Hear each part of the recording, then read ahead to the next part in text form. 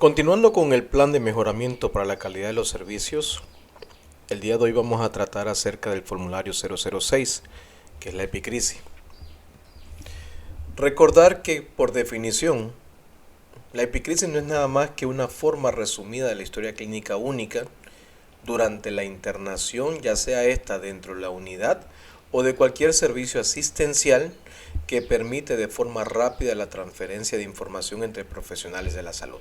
Por ejemplo, generalmente se realiza una epicrisis cuando el paciente es dado de alta del hospital, o por ejemplo, se debe realizar la epicrisis cuando el paciente está en el área de UCI y posteriormente se traslada a otro servicio, por ejemplo, al servicio de cirugía. En este caso, deben elaborar una epicrisis para tratar de tener una idea resumida de cómo fue la evolución de ese paciente durante su internación en ese determinado servicio. Este tiene de utilidad tanto para el paciente como para los médicos o profesionales de la salud e incluso hasta para la institución. Por ejemplo, para el paciente contiene datos referentes a su enfermedad y los tratamientos aplicados para su curación o mejoría. Para el médico tratante o profesionales de la salud, ya que éste se permite tener una idea y así tener una continuidad en las próximas atenciones. Y para la institución permite tener estadísticas, las evaluaciones de la productividad, permite contabilizar y registrar acciones médicas realizadas, ya sean estas biopsias, exámenes, procedimientos, etc. Debe cumplir con las siguientes características, ¿no? Debe ser objetiva, o sea, no es nada más que el contenido de la epicrisis está basado en los registros médicos que aporta la historia clínica. No debe poseer datos falsos ni agregar contenido adicional al expuesto en otros documentos. De exposición clara, o sea, a pesar de contener lenguaje médico, el contenido debe ser fácil de interpretar e entender. Coherente. La secuencia escrita de los eventos de la enfermedad debe guardar relación con la realidad en cuanto a la evolución y a la cronología. Debe ser veraz, ya que los datos aportados por la epicrisis deberá coincidir con lo expuesto por el paciente y el registro realizado. La opinión de los médicos y su evaluación escrita también debe exponer sin alteraciones. Y por último, tratarse de un documento médico legal, tanto para la historia clínica como para la epicrisis, ya que constituye el respaldo del acto médico realizado a cada paciente. Cualquier acción legal como una demanda tomará en cuenta la información contenida en este documento. Para realizar una adecuada elaboración de la epicrisis, es importante que el personal o el médico que la vaya a realizar debe tener en cuenta varias definiciones. Por ejemplo, hablamos de antecedente, aquella enfermedad que padeció el paciente, o sea, y esta fue resuelta con anterioridad a su internación actual. Por ejemplo, este no va a generar ningún acto médico de diagnóstico terapéutico. Dígase, por ejemplo, un paciente que tiene como antecedente quirúrgico una apendicectomía hace 4 años. O sea, algún evento, alguna enfermedad que padeció, pero que actualmente ya fue resuelta. Mientras que entendemos por comorbilidades aquellas enfermedades preexistentes, actualmente en actividad, que genera actos médicos, tanto diagnósticos como terapéuticos, o que condicionan acciones terapéuticas. Por ejemplo, a pesar que el paciente ingresa por una enfermedad diferente, muchos pacientes padecen de enfermedades crónicas, ¿no? Por ejemplo, la hipertensión arterial, la diabetes mellitus, y que con frecuencia ameritan controles, ameritan exámenes diagnósticos, a pesar de que estos pacientes ingresen por otra causa, ¿no? Y por ende, a esta la vamos a considerar como comorbilidades. Entendemos por diagnóstico principal aquella enfermedad o síndrome que según la interpretación del médico es la que mejor explicó el motivo de internación al momento del alta del paciente. De igual manera existirán diagnósticos secundarios o otros diagnósticos a aquellos que se realizan durante la internación y que no están relacionados con el diagnóstico principal ni resultan de complicaciones generadas durante su manejo. Por ejemplo, háblese de un paciente que ingresa con un diagnóstico de una infección de vías urinarias, más asociada a una enfermedad renal. ¿Ok? A este paciente le hacen un estudio, por ejemplo, le indican una ecografía abdominal y durante su exploración, en este estudio de imagen se diagnostica que el paciente tiene cálculos a nivel de la vesícula. ¿Okay? O sea, este sería un diagnóstico incidental o pudiera ser en este caso un diagnóstico secundario, ya que este diagnóstico no está relacionado con el diagnóstico principal, ni siquiera resulta de complicaciones durante su internación o su manejo. Mientras que complicaciones son los diagnósticos que se interpretan relacionados al diagnóstico principal. Incluye las complicaciones esperables de la enfermedad o los efectos adversos a medidas diagnósticas terapéuticas relacionados con el manejo del diagnóstico principal. Por ejemplo, un paciente ingresado por una apendicitis aguda complicada que durante su internación hace una infección del sitio operatorio, por ejemplo, una infección superficial del sitio operatorio, y por ende ya este sería una complicación, ¿no? Ya que es una de las complicaciones que pueden aparecer debido al diagnóstico principal que presentó nuestro paciente, ¿no? De igual manera hay que saber definir, ¿no?, cuáles son los procedimientos principales y cuáles son los procedimientos secundarios. Procedimientos principales se definen como la principal intervención o procedimiento realizado con los fines diagnósticos o terapéuticos en relación al diagnóstico principal. Mientras que procedimientos secundarios son aquellos procedimientos realizados con fines diagnósticos y o terapéuticos que no cumplen los criterios del procedimiento principal. Pueden estar relacionados con el diagnóstico principal o sus complicaciones o a la presencia de otros diagnósticos, ¿ok?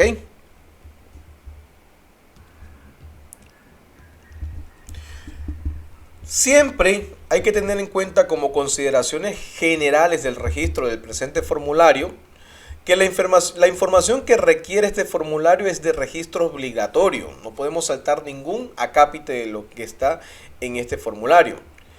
En caso de que existan variables que no pueden ser llenadas, se colocará NEA, o sea, no aplica.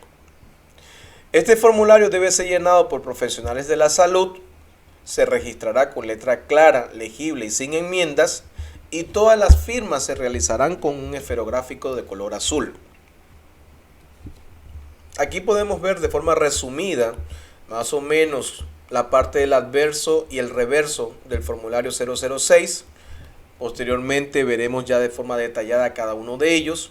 Y así, por ejemplo, podemos ver que el primer bloque está conformado por los datos del establecimiento y el usuario, en donde están los nombres de la institución, que en este caso sería Ministerio de Salud Pública, el unicódigo que de nuestro establecimiento sería el 586, así pudiéramos también anotar el establecimiento de salud, por ejemplo el Hospital General Teófilo Dávila, el número de historia clínica única, que recordar que aquí es el número de cédula del paciente, mientras que el número de archivo era el que antiguamente era el número de historia clínica del paciente.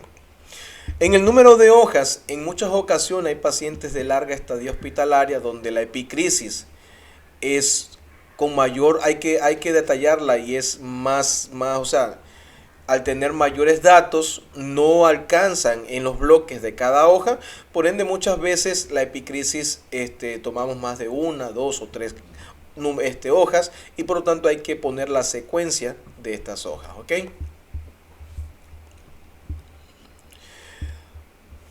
Debemos anotar M cuando es mujer, hombre, H cuando es hombre en cuanto al sexo, la edad debe ser en edad cumplida y la condición, ¿no? Recuérdense que H es cuando el paciente tiene horas de nacido en caso de que sean neonatos, igualmente días de nacido en caso de que sean neonatos, M cuando es mes y A cuando son años, ahí debemos colocar una X, ¿no? Entonces, en cuanto al bloque B, determina el resumen del cuadro clínico. ¿Qué tenemos que tener en cuenta en este resumen de cuadro clínico, no?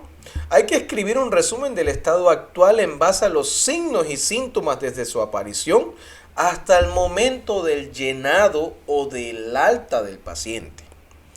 ¿Qué debe incluir, no? El motivo de consulta o ingreso del paciente, detalle explícito del por qué acudió a la consulta, así como los antecedentes y comorbilidades relevantes. Hacer un breve resumen de la historia clínica y los antecedentes médicos, sociales, psicológicos, pero que tengan importancia en relación al motivo de ingreso actual del paciente, ¿no? El diagnóstico desde el enfoque, por ejemplo, hay que tratar de hacer una comprensión teórica del caso, ¿no? Basarse en los modelos clínicos, y así también se debe indicar si se usaron pruebas de evaluación u otras técnicas. Los tipos de tratamiento utilizados para ese diagnóstico que se planteó en el paciente, haciendo una breve descripción de cada uno, y los logros de tratamiento, por ejemplo, el estado de avance hasta la fecha de realizado de cada uno de esos tratamientos, refiriéndose a la evolución del motivo de consulta y a los motivos emergentes que muchas veces ocurren durante su internación.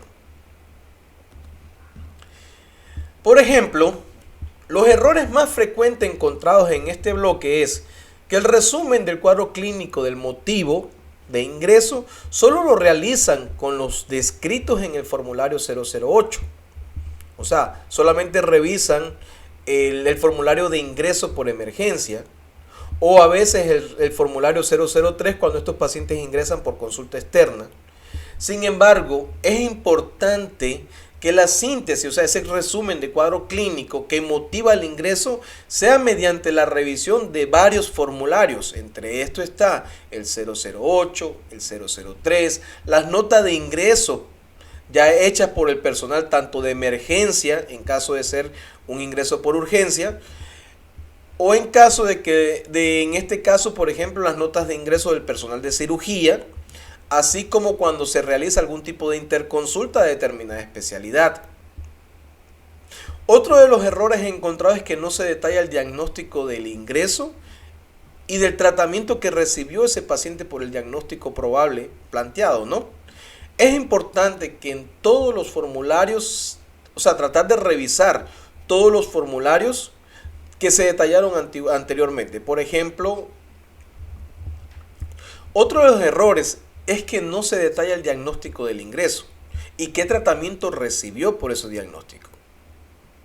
Es importante que revisen nuevamente, vuelvo a decir, todos los formularios anteriormente mencionados, o sea, el 008, la 003, las notas de ingresos, tanto por el personal de enfermería, por el cirujano de turno, por ejemplo, si es un caso de una emergencia, o el cirujano de consulta externa, o interconsultas que los pacientes tienen, a veces solicitadas, ¿no?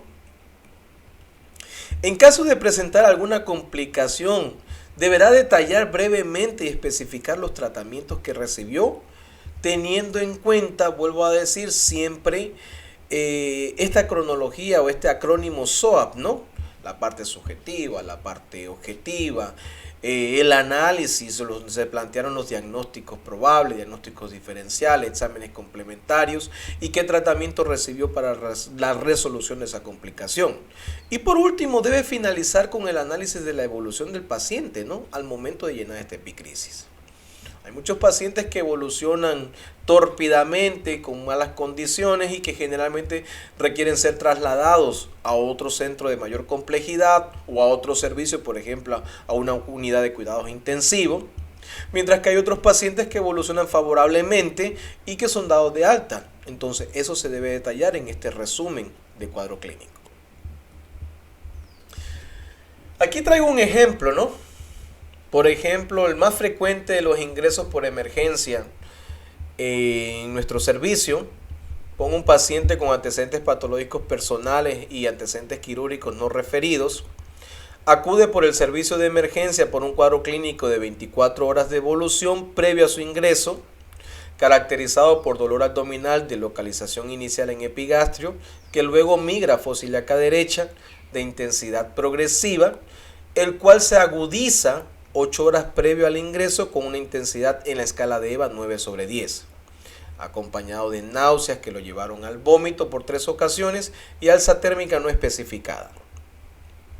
Al ingreso, el examen físico presentó signos vitales normales, con lo positivo al explorar el abdomen, cuya palpación superficial y profunda era dolorosa con defensa muscular involuntaria, signo de Bloomberg y Rousing positivo. Ruido giroaéreo disminuido en fosa ilíaca derecha. Solicitando analítica sanguínea y reportándose leucocitosis con neutrofilia y un PCR alterado, siendo valorado por cirujano de turno, quien plantea como diagnóstico probable una apendicitis aguda no complicada y decide llevar a quirófano, donde le realizan una apendicectomía convencional, cuyos hallazgos operatorios fueron una apendicitis aguda en fase supurativa. Se mantuvo hospitalizado durante 24 horas postquirúrgica con una evolución favorable, recibiendo antibiótico profiláctico y analgesia, y es dado de alta por sus condiciones mejoradas. Entonces nos damos cuenta que en este resumen de historia clínica se detallan los antecedentes y comorbilidades relevantes, o sea, en este caso no presentaba ningún antecedente o comorbilidad relevante. Se detalla un cuadro clínico de forma resumida, porque ya en el formulario 003, en la anamnesis, debieron haber ya hecho una exploración o un interrogatorio más exhaustivo, con mayores detalles en cuanto a la semiología de los síntomas y de los signos, ¿no? Pero siempre guardando la cronología de aparición, ¿no? Igualmente se da el diagnóstico probable que tuvo el paciente y el tratamiento recibido, y un resumen de su evolución y el motivo por el que se da el alta, ¿no? En cuanto al resumen de la evolución y sus complicaciones, es importante que aquí se debe escribir una síntesis de los sucesos más importantes en el desarrollo de la evolución y tratamiento, así como de las complicaciones encontradas. Por ejemplo, es importante, pudiéramos iniciar, ¿no?, poniendo paciente se mantuvo hospitalizada 2 días. El día 23, recordar que siempre las fechas se pone el año, el mes y el día, ¿no? Hay que colocar la fecha. Se puede iniciar como, en este caso, por ejemplo, como estamos en el servicio de cirugía, posoperatorio inmediato de apendicectomía convencional, afebril, dolor moderado en el sitio quirúrgico, no canaliza flatus, no ha iniciado tolerancia oral hasta el momento, estado general regular, signos vitales estables. Abdomen doloroso en el sitio operatorio, no signos de reacción peritoneal, herida quirúrgica cubierta con apósito seco. O sea, estamos haciendo un resumen de esa evolución que se le detalló ese día en el paciente, ¿no? Y que nos aporta datos de cómo va siendo la evolución de nuestro paciente. Igualmente al día siguiente ya vemos el cambio, ¿no? Paciente afebril, canaliza flatus. Igualmente pudieras empezar poniendo posoperatorio inmediato de apendicectomía convencional, afebril, canaliza flatus, tolera la vía oral, signos vitales estables con abdomen blando, depresible, leve dolor en la zona quirúrgica, herida quirúrgica sin signos de inflamación, y por su evolución favorable se consideró el alta, ¿no?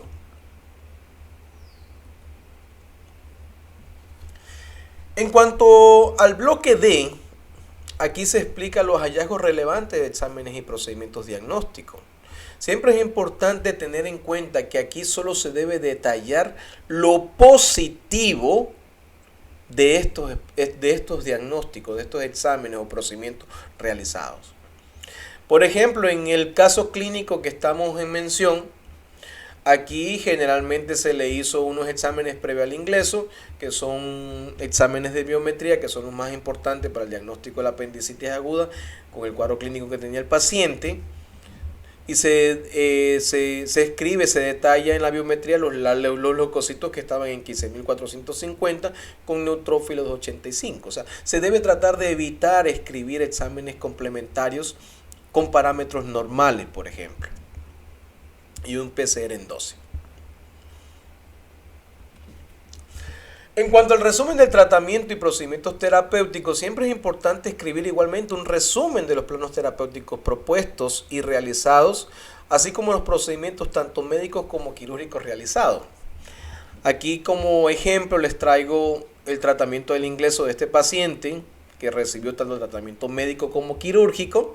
El médico se detalla la suspensión de la vía oral, la fluidoterapia que se utilizó de mantenimiento, el protector gástrico como profilaxis de la hemorragia digestiva, y se detalla la antibioprofilaxis que se usó en este paciente para su cirugía. Mientras que en el quirúrgico se detalla el tipo de cirugía realizada, fue una apendicectomía convencional, y siempre es importante detallar los hallazgos, ¿no?, encontrados en este paciente. Por último, al día siguiente, el tratamiento postquirúrgico que se le deja al paciente mantiene en el posoperatorio inmediato, me imagino, ¿no?, que mantiene el NPO. Posteriormente debe progresar a una dieta líquida, según cómo vaya progresando, ¿no? Control y cuidados de enfermería, cloruro de sodio, la fluidoterapia que se le deja a esta paciente en el posoperatorio inmediato.